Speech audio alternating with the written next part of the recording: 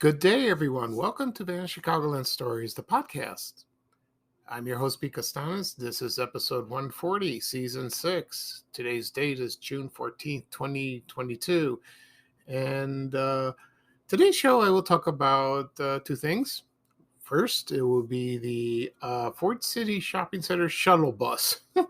Very unusual topic, but I have a lot of memories of this particular mode of transportation when I was growing up in the Ashburn neighborhood, and a lot of people also who lived around my neighborhood did. And I will talk about that, a little history of it, and my memories, of course. Also, I will discuss actress Carmelita Pope. She was a Chicago actress. A lot of people don't remember her or don't know who she is, but I will talk about her. I'll talk about her biography and her career. It should be very interesting. Right now, the program will go to a commercial break. And this program is brought to you by Old Chicago Indoor Amusement Park. Oh, what a place it was. And this commercial is from 1976. Enjoy, everybody. Thank you.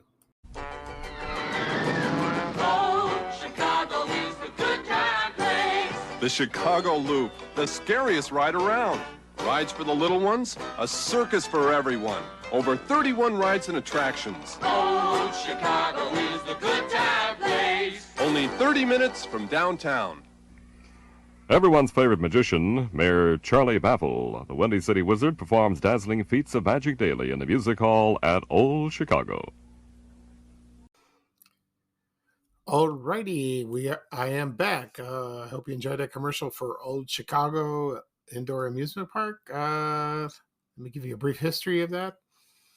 It opened on June 17th, 1975 in Bolingbrook, Illinois, and only lasted about 5 years.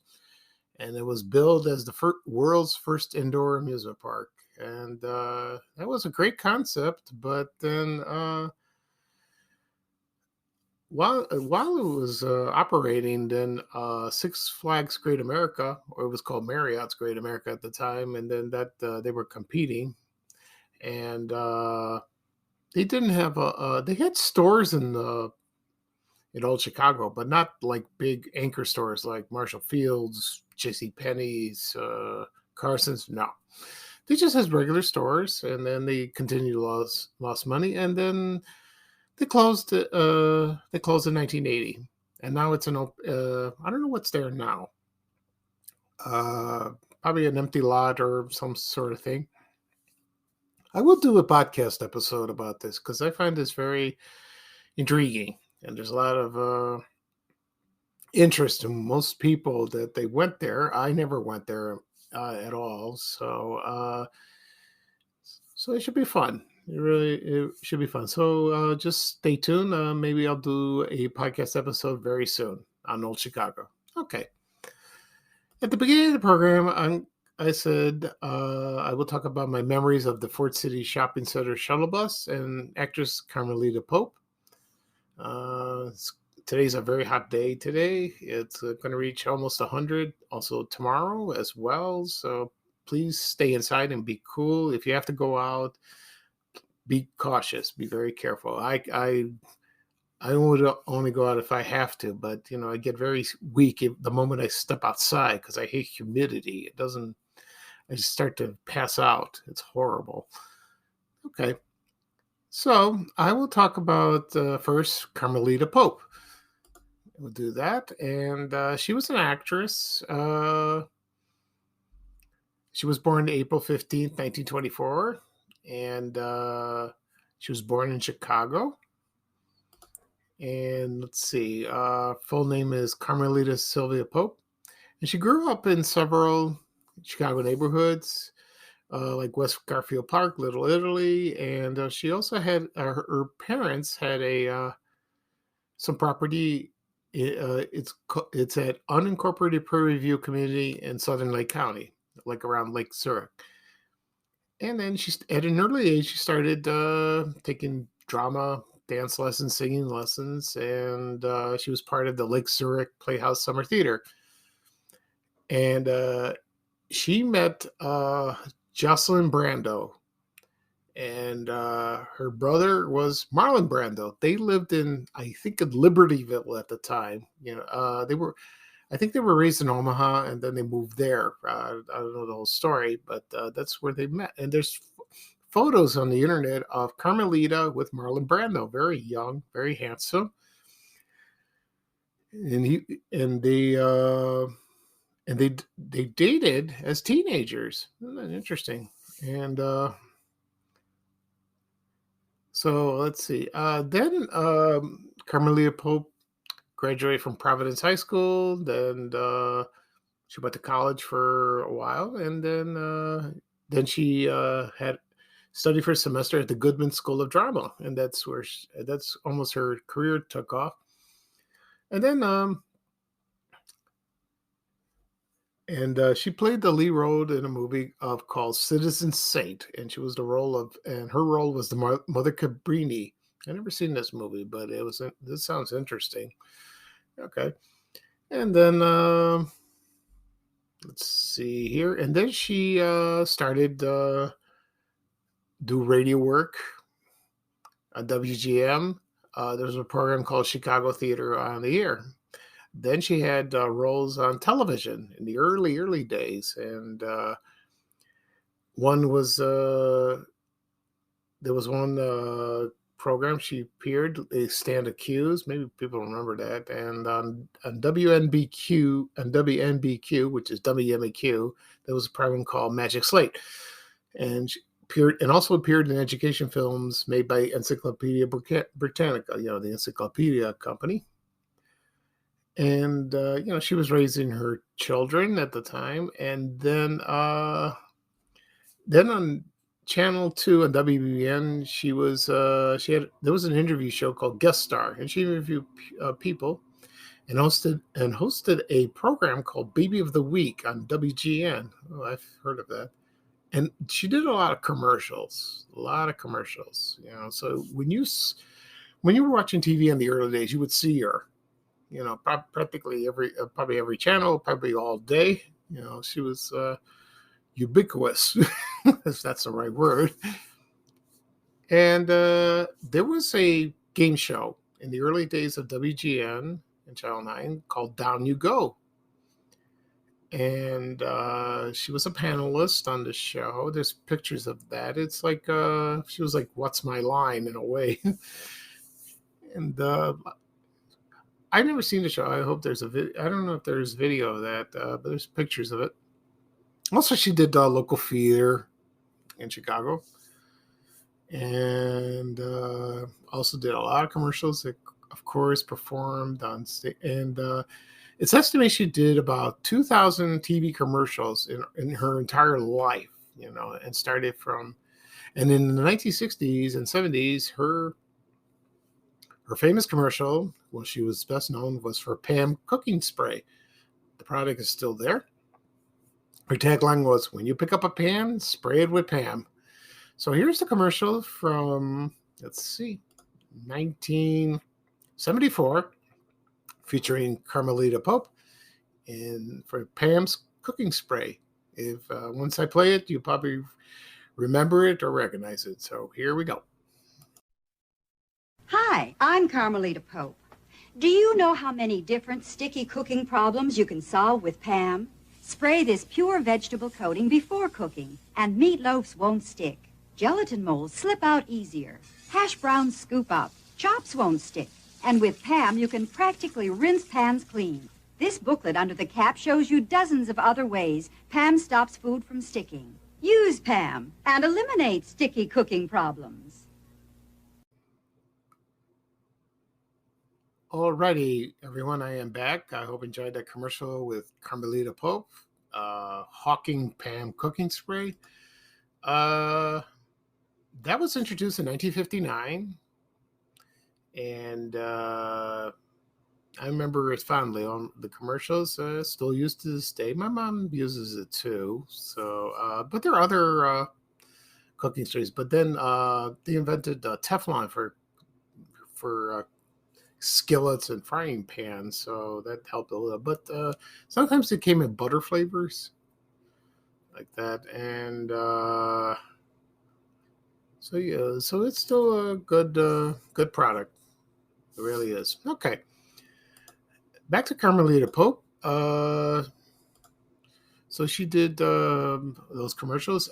She didn't for on national acting. She didn't do much. She appeared in the pilot film of remember the TV show Spider-Man in 1977. That was a live action show, but didn't catch on.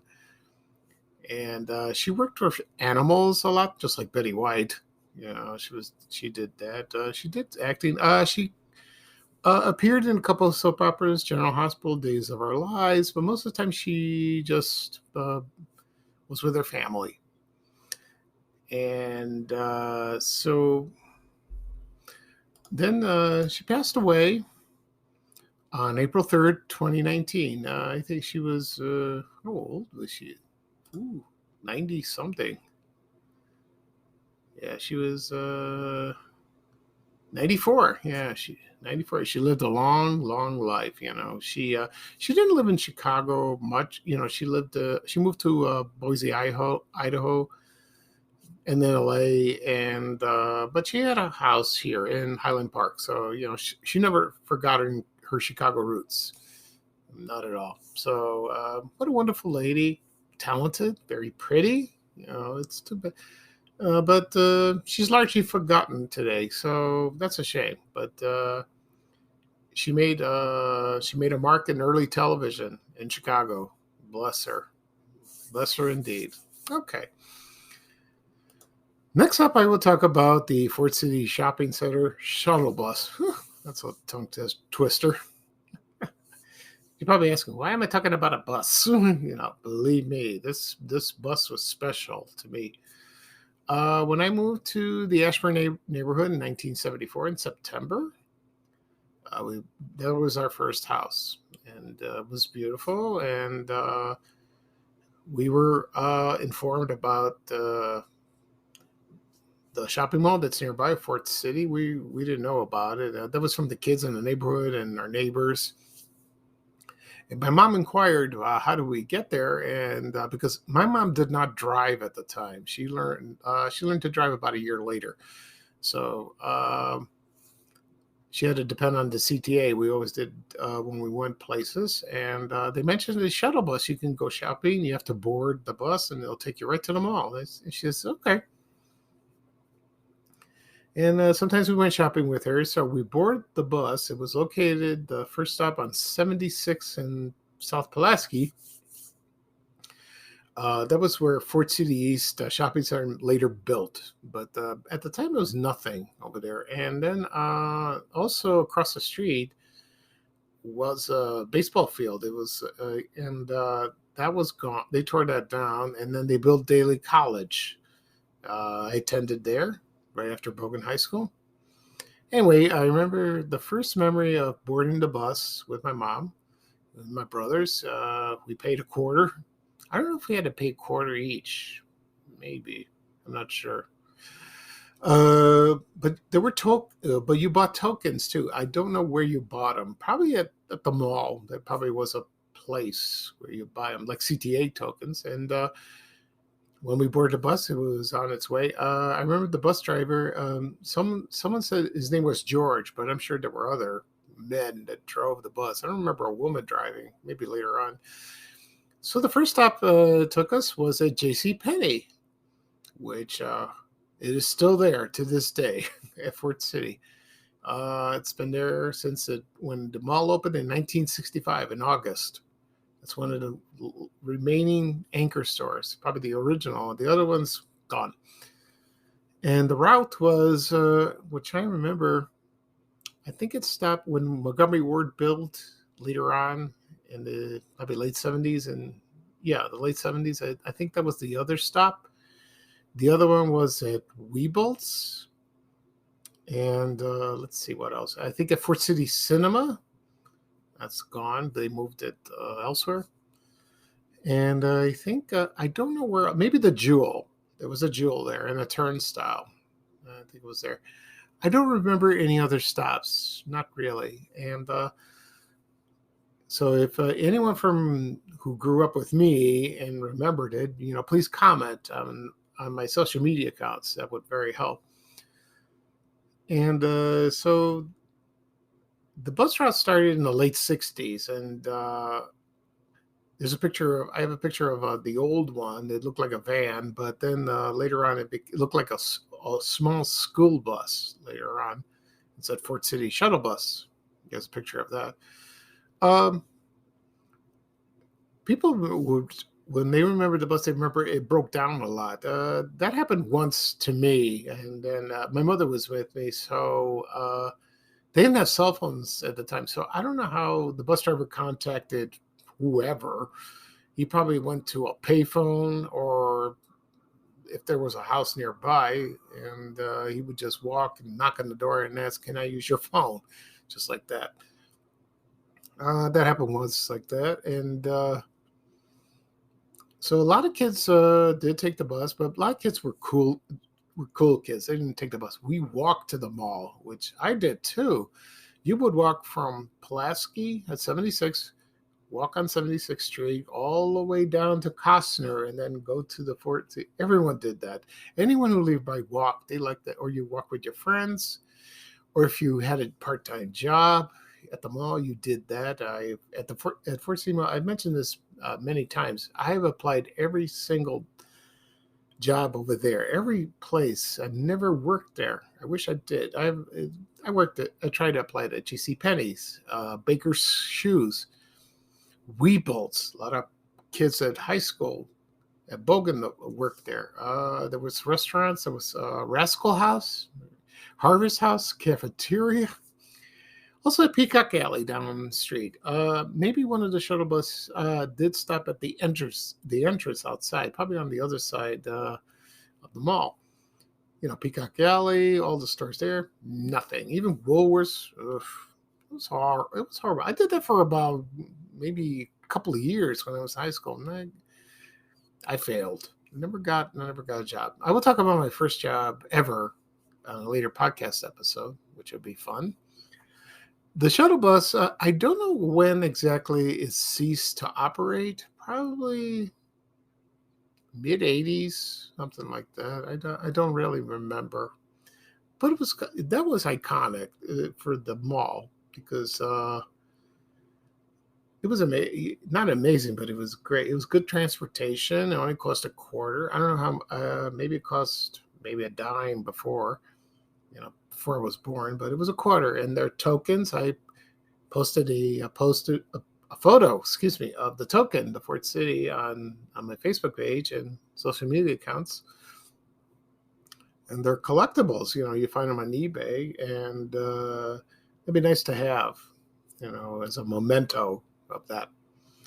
But that didn't happen. So that was a good route. I don't know if other malls in the Chicagoland area had that, a shuttle bus. Like, for example, Harlem Irving Plaza, maybe, or in the suburban malls, like, for example, Old Orchard, Oak Brook Center, even River Oaks in Calumet City. I don't know. Maybe they did. Maybe they didn't. I have no idea. But I think Fort City was the only one, I guess. And that was a good idea at the time because a lot of people didn't drive back then, especially my mother. She didn't drive at all. So that was a godsend for her. She wanted to go shopping. And the mall is still there. It's changed dramatically. It's not like what it used to be. It was a cool place to hang out when you were a teenager. I certainly did. You would go to to Wizard Games down at Peacock Alley, play video games, or go to Orange Julius, get something to drink, or go to the theater at Fort City Cinema. Saw a lot of movies. I saw Jaws, Rocky, The Bad News Bears. The second movie is a funny story about that. A lot of movies I saw. It was wonderful. I have a Facebook page on Facebook called Fort City Cinema / Double Drive-In. The Double Drive-In Theater was located at 2800 West Columbus. I found a photo of that, which is cool. It was a cool theater. I will do a podcast episode about that and go into more detail. And well, that's it. So that'll be all for today. For this episode, I discuss about Carmelita Pope, a Chicago actress, and also my memories of the Ford City Shopping Center shuttle bus. Like that. One thing I want to mention before I go, some people, when I posted something, sometimes I always do, when you find a photo and there's the information, sometimes there's discrepancies, or someone will say, no, that's not right. It's not the right year. It's not the right photo. But, when I get the information, that's what I see, that's not my doing. I just go with what it says, but if they want to change it or like that they want to dispute, fine. It's no big deal. I just let it roll off the back of my back like that. Okay. So this is Pico Science, your host of Vanishing Colorado Stories, the podcast. Thank you for joining me. I will do another podcast episode probably this weekend. It'll be cooler then. Please subscribe to my podcast on any available podcast apps like Apple Podcasts, Google Podcasts, Stitcher, Breaker, also on Amazon Music. Also have a YouTube channel, Vanishing Colorado Stories. You could listen while I upload this and publish. You can listen as well. Also on my social media accounts, Facebook, Twitter. And let's see what else. Also, listen to my other podcast, TV Oblivion. I just started a couple weeks ago. I've done 5 episodes. I will probably do one this weekend. Not right now. It's too much work. Okay. So thank you again for joining me. Bye-bye for now for me. And here's Ray Rayner with a little traveling music saying bye-bye for now. Take care, everybody. So long. We have to go. Bye, bye, bye.